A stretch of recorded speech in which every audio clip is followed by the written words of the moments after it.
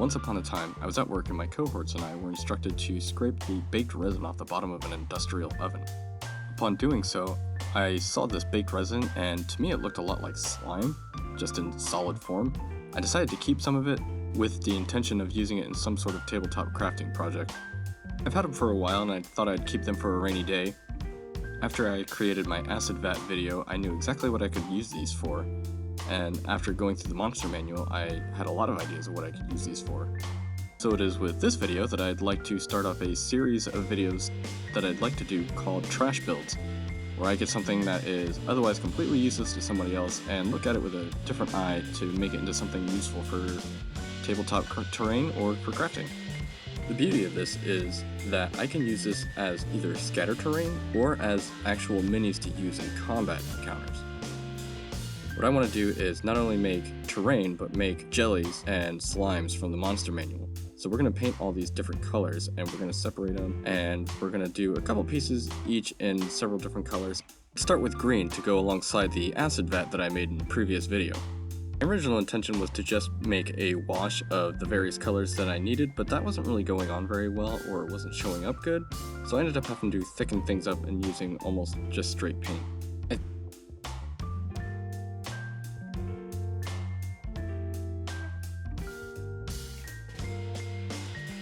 Then wanted to move on to the ochre jelly, which I later realized is not the same color as real ochre as it is in the monster manual, but I came up with a pretty similar color to the picture indicated in the book.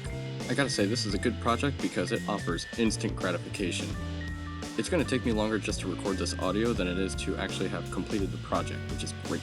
Because the point of this is to show you that anybody can get just about anything laying around and make something practical with it.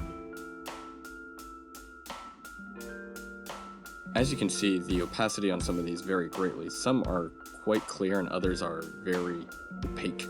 So I'm a little reluctant to paint over them too much, but even though using the thicker paint gave me better results, I'm still trying to use a wash just to see if I can get a transparent look still. Moving on to a gray slime, these pieces didn't need much at all. I basically just gave them a top coat and later on I gave them a little bit of a black wash just to give them a bit more detail, but besides that, these are pretty much good to go.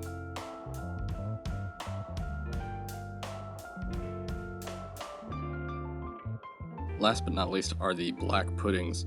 I wanted to make a larger one of these, and then I also wanted to make a couple smaller ones of these in case somebody hit it with a bladed object and sliced it into smaller pieces. I still had a couple little guys to come after them and divide the party up. These, like the gray ones, basically didn't really need any additional work to them. Just a couple of coats and they were pretty much set to go. Another thing I would like to point out is that all of these pieces are pretty much the perfect size for a battle map. You take a look, the small ones take up about 1 square and the large ones take up about 3 or 4 squares, and that kind of gives you a really easy reference point to the size of the monster you're dealing with. After I finish with the black, I wait for the pieces to dry and then I systematically go back and begin touching up and adding a second layer. The clear gelatinous look is evident in some of the pieces, but not so much in some of the others, which is okay I guess, but it's not quite what I wanted. All said and done, I'm excited to show these to players because the amount of detail that are in these, just with the bubbles and the streaks and things like that, is something that you would have a really hard time trying to manufacture if you were making these from scratch. Now I completely understand that some people are going to find this annoying because there's no way they're going to have industrial sized ovens with a bunch of caked resin at the bottom of them for them to scrape to replicate this project, but that's not the point of this project. The point of this project is to inspire you to go out and look at things in a different light.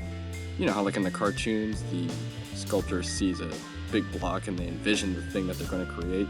Try that with some of the trash you have laying around. I mean, don't get me wrong, sometimes trash is just trash, but if you think you find something that you might be able to use down the line, just toss it in a drawer sometime and pull it out on a rainy day, see what happens.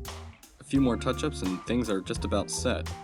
Once these all dried, I took them outside and I hit them with a spray of matte clear coat just to give them a little bit of a sheen so they retain that wet look after they dry. All said and done, I'm pretty pleased with how these turned out. Not bad for about 15 minutes of actual work.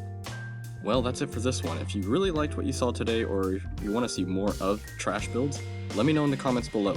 And if you got any value from this video or any inspiration, tell me, let me know. Subscribe, hit the bell, get notifications, drop me a comment. I'm happy to reply back.